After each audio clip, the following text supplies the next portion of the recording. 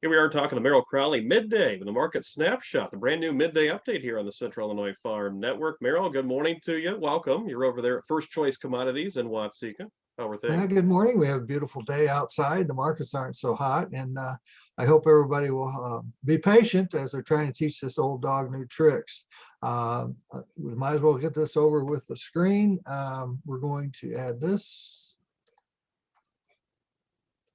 All right, so we show March corn down 6 1/4. We have May down 7 3/4 at 539 3/4. We have Dees at 469 1/2 down 1 1/2.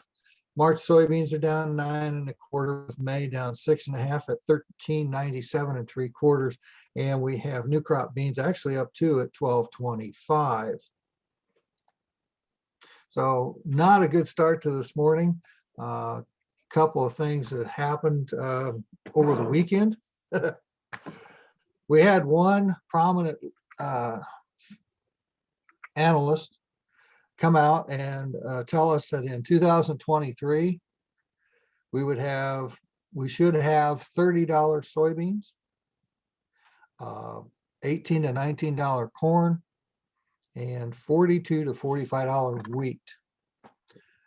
You know, when you first hear those numbers, you say there ain't no way. But imagine being back in 2005 when you had $2 and $3 corn, beans $6, $7. And then we went right up into 2008 where we had almost $8 corn and beans got up to around $16, $17. So you can't count it out, but I think this is a real good reason for somebody to take the time to get their crop costs together, get a budget together, get a marketing plan together, and work with that, because there's going to be just a super amount of attention given to these numbers. I may have given them too much already. And reality is so much different than what we want to plan for. And then I can't imagine what will these prices do if we were to reach those prices.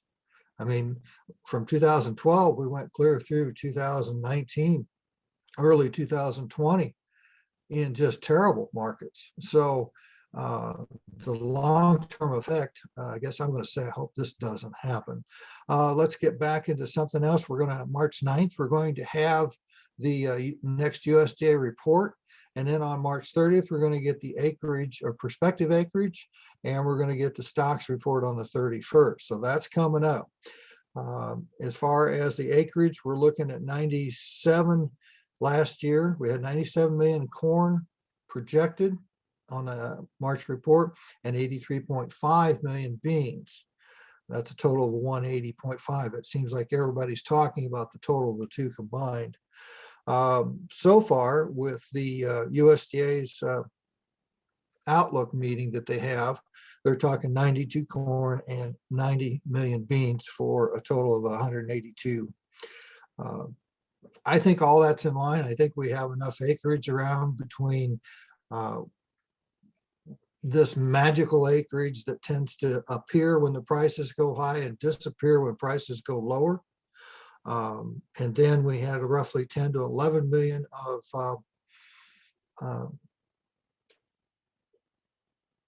prevent plan. So with that in mind, I think the acreage can be there. They may be higher, and depending on where those are at, it's going to kind of move your prices. And I think the market is kind of reflecting some of that.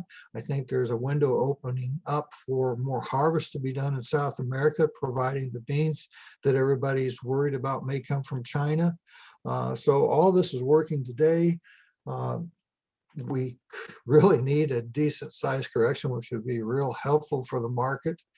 And then along the lines of, well, is this over with? Let's do a share here, and we're going to go for, I don't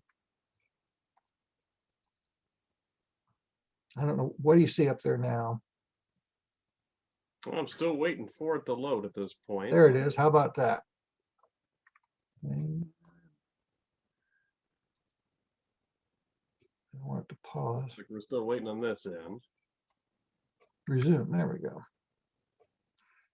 We got a corn seasonality up.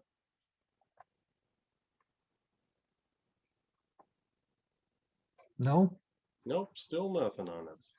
new share. There we go. There we go. There you are. Right now we have corn seasonality in front of us. If you'll notice highs, this is the number of highs we've seen throughout the years, and it goes back quite a ways. There's only been one high in February, since about the 70s. So that's telling you that it's not likely that this high that we have right now is going to be the yearly high.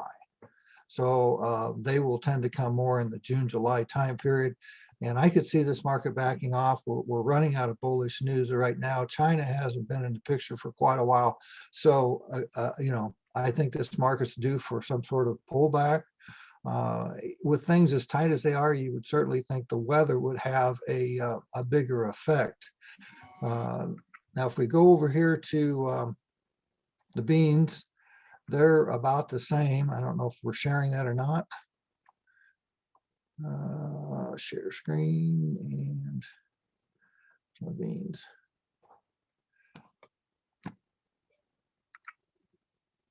There we go. For you yet? Not seeing it yet.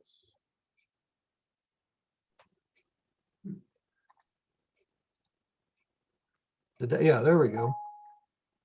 I think you can see it now, right? Mhm. The corn, I want the bean seasonality. Why won't it show up? The bean seasonality is basically the same. I'm just gonna, there's a corn seasonality. Stop that. I'm not going to try to fight this and make it too much longer. This bean seasonality is pretty much similar. We only have about one high at this time period, so it's not likely we're going to continue to have those highs. The last thing I guess I wanted to go through, we went through the acreage planning. Argentina weather is dry and turning hot, so that might be the next place we see some sort of bullish movement from the markets. And Brazil is opening up for a time period where they can get their harvest, less rains during this time period, and they get their harvest done. Insurance prices came out. We have 458 for corn guarantee and 1187 for beans. The corn is the 5th highest that we've had for the insurance guarantee. Soybeans are the 4th highest. Need sign up by March 15th. Is there anything else you can think of? Aside from, you hit on a little bit maybe of weather, or looking outside our own weather right now, fields are wet, the sun's out. We got dry forecast for the extended. What does that do for things? Well, they're talking about warm to start off for March.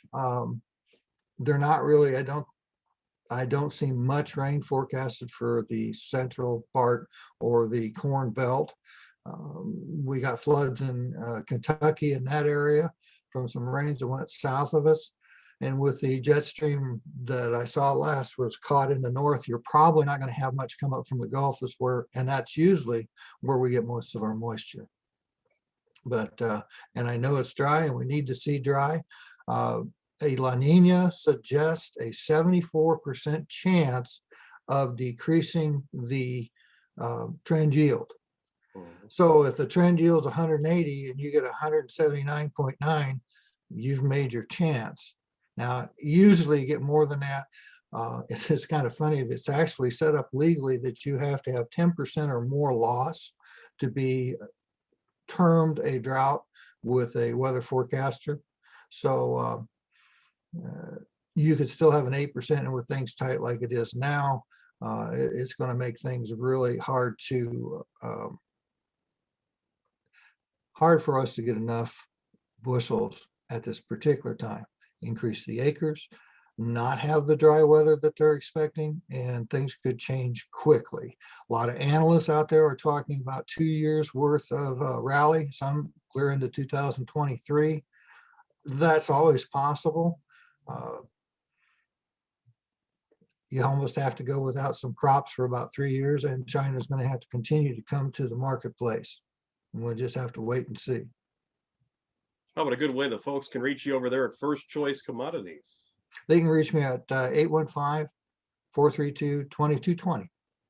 All right, fresh off the midday commodity desk, we thank you very much there, Merrill Crowley over in Watseka for being on the show right out of the chute on Mondays. Looking forward to the rest of the week. Tuesdays, of course, Aaron Curtis and Midco will join us here. Wednesday, Joe Camp at Comstock.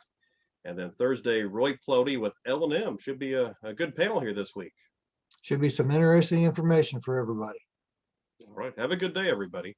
Have a good day.